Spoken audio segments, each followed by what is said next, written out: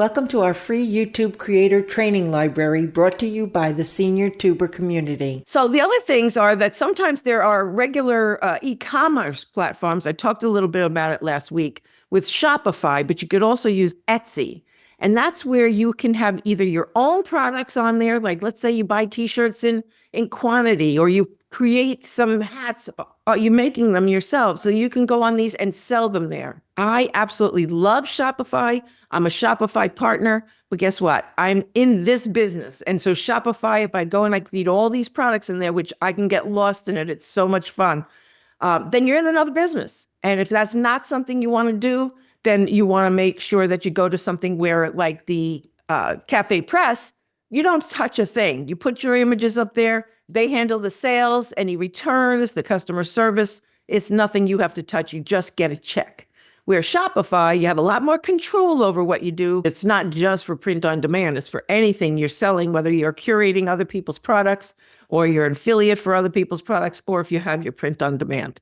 Etsy's the same way. It's for a lot of handmade, vintage, and niche items for you, and you have to optimize your listings for each search. And then let's talk about niche merchandise. Now, this is good for some people who have ebooks. If you have an ebook, that's merchandise, and you could create an ebook. Some people can do this in a day or less. You can also sell downloadable guides, which is what I'm about to get into. I have so many guides to share with my senior tubers so to make their life a little bit easier.